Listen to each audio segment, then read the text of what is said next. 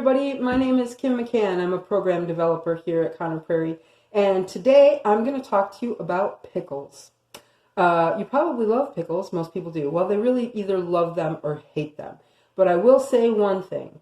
Pickles were extremely important to people in the early 19th century. Why, you may ask? Because they didn't have refrigerators like we do today. Pickling was an excellent way to preserve food, and that's how people got through those long months without anything. So that might sound familiar. So that's why we're talking about pickles today. In the early 19th century, a pickle was an entire category of food. When we say the word pickle today, we generally think about cucumbers, but they pickled everything. They pickled peaches, they pickled peppers, they pickled cucumbers, they pickled squash, they pickled pumpkin, they pickled all kinds of fruit. They pickled beets, they pickled eggs, they pickled fish sometimes. We're not doing that today. We are going to pickle zucchinis and we are going to pickle beets. And you'll be enjoying these within 24 hours, but they're better if you wait longer.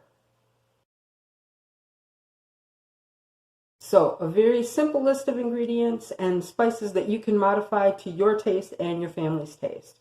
Basically, what you need is vinegar, water, salt, sugar, and then whatever you like to do with pickles, whether it be dilled pickles or spicy pickles or weird whatever. Who knows what you have left in your pantry right now.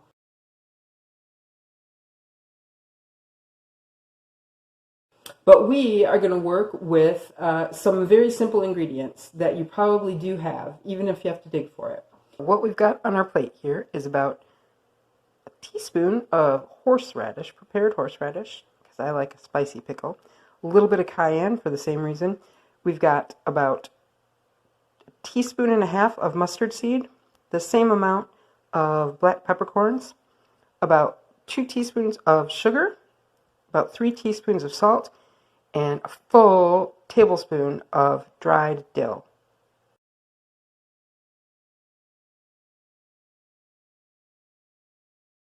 As you can see, I've got those spices and everything right into my my vinegar and water mixture, and we're going to just heat that up until the salt and sugar dissolve. Once you get the spices in and the sugar and salt are all dissolved, go ahead and turn off the heat, and then you're going to let this brine cool until it's just warm. What do you do while the brine is cooling? Well, that's when you can cut up all your vegetables. That's 2 beets there, topped, tailed, peeled, and then cut in 1/4 inch half moons, and half of an onion sliced the same way. And then over here, we've got 2 zucchini and the other half of the onion. So one of the things that you do want to be sure of is that you are cutting your vegetables in equal thicknesses. So about 1/4 inch allows for the brine solution to soak in. And the reason that you want to make sure that they're all just about the same is that that brine will come into each slice at the same time. So you won't have a thick slice that doesn't taste quite as pickled as quickly as a thin slice, which is going to taste pickled within about 24 hours.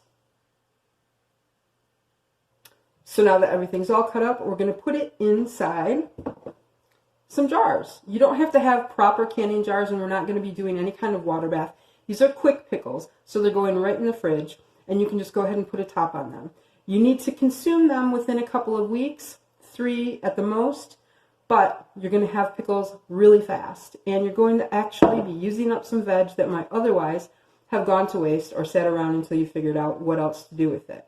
Now, because you're at home and you're cooking for yourself and your family, you don't have to worry about gloves. Do make sure that you've washed your hands, but I will say this, if you're doing beets, glove up, because they will stain your skin. So put your veg in, and if you'd like to, you can layer it, and if you don't want to, you can put some veg on top and some veg on the bottom. I think it's nice to layer it a little bit, and then as you get through a layer of beets, then you get to a layer of onions. What do you do with pickled beets, you might ask? Well, pickled beets are great in a salad. Pickled beets are great to eat by themselves.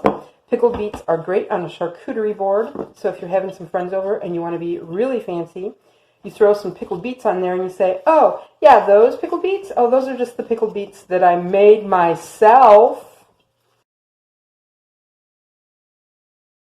Make sure that you're pushing down. You really do want to get things packed up in there. Vegetables will float up to the top when the liquid is added, so feel free to smash them down in there so that they can't float up too much.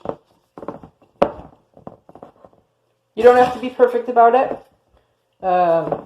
Just like there's no crying in baseball, there's no perfect in pickles. Except for the taste. The taste is going to be fantastic. It'll knock you out. It'll knock out your friends. If you put enough horseradish, it might knock you out.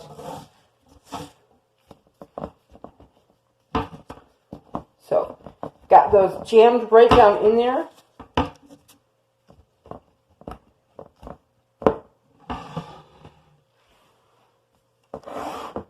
I'm not going to lie, I'm pretty impressed that the amount that I cut up was just the right amount for this quart jar. So we're going to do the same with the zucchini, and once again, I suggest layering. And again, what can you do with pickled zucchini?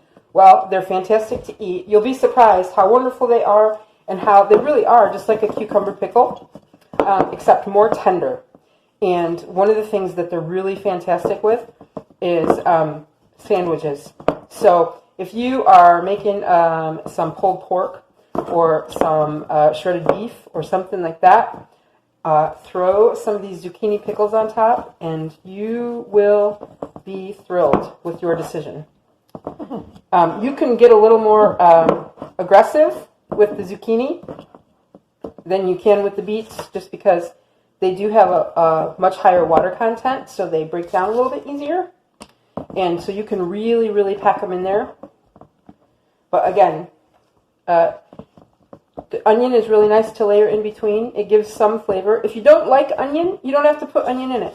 That's what's really great about making your own pickles, is that you get to decide what goes in. So I'm pushing those down. And you do want to leave a little bit of headspace. And by headspace, I mean this area right here. So you want to have some area for the vinegar to be poured, the brine to be poured up above where the vegetable is, so that all the vegetable is covered.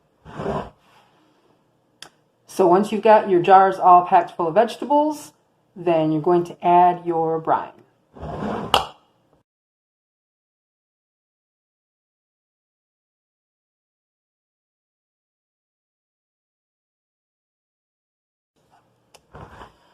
If there's a little bit of space near the top, that's okay. Just do a 50-50 mix of vinegar and water and top everything off. You really won't taste the difference as long as it's not a huge gap that you have. Once you've got the liquid up to the top and there's no gap above the vegetables, go ahead, put your lid on and screw it on tight, and then give both jars a little bit of a shake. That'll help distribute your hard spices like the mustard seed and the peppercorns and the dill, and it'll make sure that you knock out any air pockets that are left inside the jar. And there you have it. You've got pickled beets and pickled zucchini. Now stick these in the fridge. Wait 24 hours before you eat them. If you wait 36, they'll taste even better. But if you can't wait, 24, and they're going to be fantastic. Remember that it's okay to play with what spices you have and the flavors that you like best, and enjoy. It's impressive! Homemade pickles.